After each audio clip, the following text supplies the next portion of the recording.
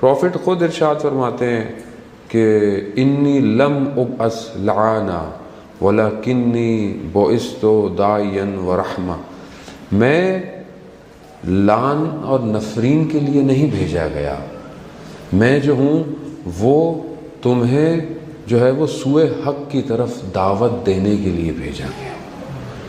خوب یہ رسول خدا فرما رہے ہیں، ہمارا کیا کام ہونا چاہیے؟ ہمیں رسول کی اطاعت کا حکم دیا ہے۔ ہم بھی اپنی سوسائٹی، اپنی کمیونٹی، اپنے آپس میں لوگوں کو لعن کرنے کے بجائے حق کی دعوت دیں۔ خوب یہ بہت آسان ہے، انگلی اٹھانا، کرٹک کرنا، وہ ایسا ہے، وہ ایسا ہے۔ خوب ہم میں بھی تو برائیاں، ہم کون سے اچھے ہیں؟ ہر آدمی کے اندر، میں آپ کو نہیں کہہ رہا، خود بعض اوقات لوگ کہتے ہیں مولانا صاحب ہمیں غلط، میں اپنے آپ کو کہہ رہا ہوں آپ بہت اچھے ہیں، آپ پرہیزگار ہیں، تقویٰ گزار ہیں، لیکن میرے اپنے اندر بھی تو نقص پائے جاتے ہیں، میرے اپنے اندر بھی کمیاں ہیں۔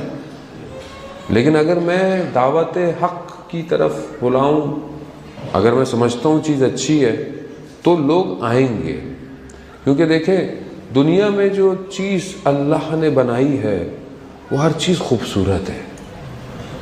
خدا نے خیر کو خلق کیا ہے، خیر یعنی اچھائی کو خلق کیا، خدا نے برائی کو خلق نہیں کیا۔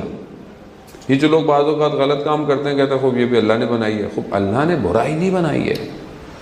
خیر کا نہ ہونا شر کو خلق کر دیتا ہے۔ یعنی مثال کے طور پر خوب اندھیرا کیا ہے؟ اندھیرا خود کچھ نہیں ہے، نور کا، روشنی کا نہ ہونا اندھیرا ہے۔ تو اگر ہم نور پھیلائیں، روشنی پھیلائیں، خوب اندھیرا نہیں ہوگا۔ خوب رات کیسے ہوتی ہے؟ جب سورج غروب ہو جاتا ہے تو رات ہوتی ہے۔ کیوں؟ کیونکہ روشنی ختم ہو گئی ہے۔ خوب سورج طلوع ہوتا ہے، خورشید سن جب آتا ہے دوبارہ دن ہو جاتا ہے، دوبارہ روشنی ہو جاتی ہے۔ تو برائی یا شر ایسے ہی ہے، خیر نہ ہو تو شر ہوتا ہے۔ اگر آپ کی خلوت میں خدا نہ ہو تو بس شیطان آ جائے گا۔ اگر ہم اپنی تنہائی میں، اپنے اکیلوں میں خدا کو یاد کریں تو پھر کبھی بھی برائی نہیں آئے گی ہمارے پاس۔ عزیزان محترم، خوبصورتی، جمال، زیبائی کیا ہے؟ فلاسفر اس کو کیا کہتے ہیں؟ اصل زیبا ہونا، بیوٹیفل ہونا، یا فرینچ میں کیا بیوٹیفل، خوب یہ کیا ہے ہر شخص کے حساب سے؟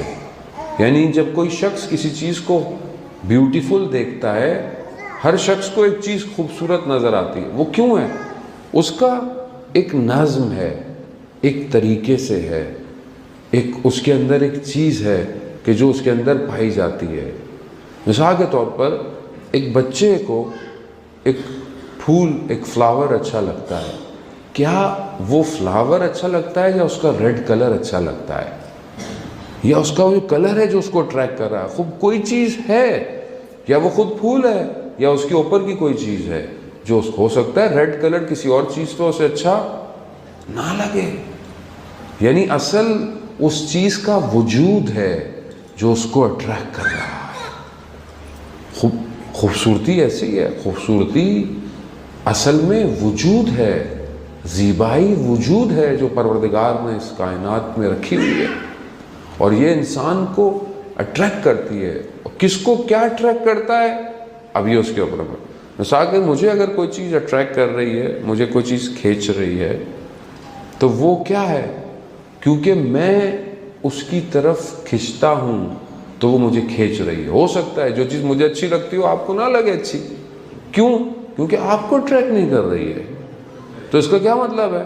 یہ اس اٹریکشن یعنی جو زیبائی ہے، اس کے دو مفہوم ہیں، ایک صوری یعنی پکچر، فوٹو یعنی جو چیز آتی، اور ایک مانوی ہے، یعنی ایک انسان کے اندر کی خوبصورتی ہے جسے وہ دیکھ رہا ہے۔ اب آپ گھبرائیے گا نہیں کہ بہت سے لوگوں کو بہت شوق تھا کہ مولانا کچھ اوپر کی باتیں کریں، تھوڑی بھاری بات کریں، تو پھر آج تھوڑا سا آپ تھوڑا برداشت کیجیے گا۔ صلوات بھیج دے محمد والے محمد۔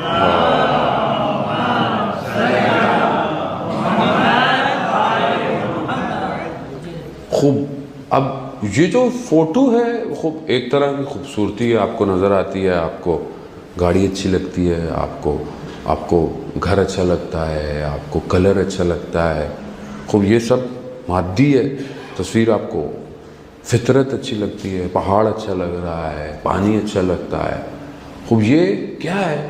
یہ سب صوری ہے، یہ آپ کو تصویری طور پر آپ کے اندر جا رہا ہے. خوب ایک خوبصورتی معنوی ہے، ایک زیبائی معنوی ہے. اس کا تعلق کس سے ہے؟ اس کا تعلق اس کے نفس سے ہے. اس کا نفس کس کمال پر ہے، کتنے درجے پر ہے، کتنے لیول پر ہے.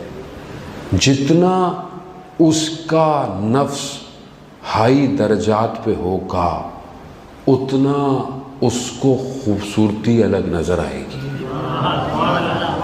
اب یہ آپ کے اپنے اوپر ہے کہ انسان، اب یہ جو عرفاء ہیں، علماء ہیں، ان کو جب پروردگار شہود کی منزلوں پہ لے کے جاتا ہے، یعنی جب یہ کسی اور چیز کا مشاہدہ کرتے ہیں تو یہ مدہوش ہو جاتے ہیں.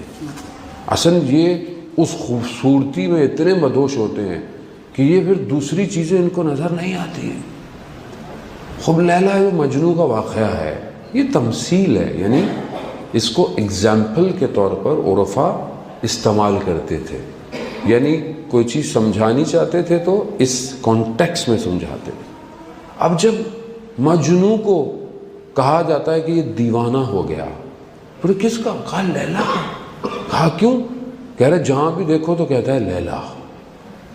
اصل لیلا نہیں تھی ہر جگہ، رب کے جلوے اسے نظر آتے تھے جس کو اس نے کہا لیلا ہے یہ. یعنی اگر وہ آئینے میں اپنے آپ کو بھی دیکھ رہا ہے تو وہ اپنا جمال دیکھ رہا ہے، اپنی خوبصورتی دیکھ رہا ہے. تبھی وہ کہتا تھا اصل لیلا ہے. لوگ کہتے تھے دیوانہ ہو گیا ہے. کیوں؟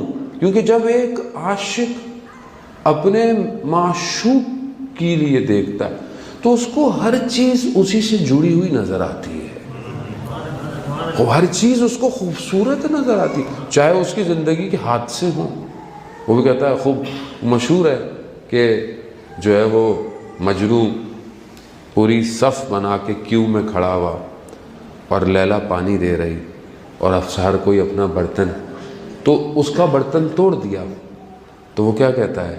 کہتا ہے کوئی نہ کوئی تو بات تھی جو میرا برتن اس نے توڑ دیا. عزیزان محترم، اگر میرا اصل ہدف وہ ہے، کیونکہ اصل وجود جو زیبا ہے وہ الہی ہے، اگر وہ مجھے مشکل دے رہا ہے، اگر میری زندگی میں کوئی مشکلات ہیں تو کیوں ہیں؟ کیونکہ اس نے مجھ پہ نظر رکھی ہوئی ہے، کیونکہ وہ مجھے اصل اس نے مجھے چھوڑا نہیں ہے، وہ مجھے توجہ دے رہا ہے کہ تو میرا بندہ ہے، میں تجھے نہیں چھوڑ سکتا. ایسے تو غلطیاں کرتا ہے مگر میں چاہتا ہوں کسی طریقے سے پلٹ آ، اسی لیے میں تجھے مشکل دے رہا ہوں، تو کیوں پریشان ہو رہا ہے؟ تو اب یہ جو زیبائی ہے عزیزان محترم، آیت اللہ مصباح یزدی فرماتے ہیں کہ اصل زیبائی، جمال اصل ماہیت نہیں ہے، اصل خود وجود ہے یہ. اور یہ وجود جب انسان اس کو درک کرتا ہے تو اس کے مراتب بڑھنا شروع ہو جاتے ہیں. یہی وجہ ہے مولائے کائنات جو ارشاد فرماتے ہیں کہ پروردگار میں جہنم کے خوف سے عبادت نہیں کرتا، میں جنت کے شوق میں عبادت نہیں کرتا، تو عبادت کے لائق ہے، میں تیری عبادت کرتا ہوں. اللہ اکبر، اللہم صلی علی محمد.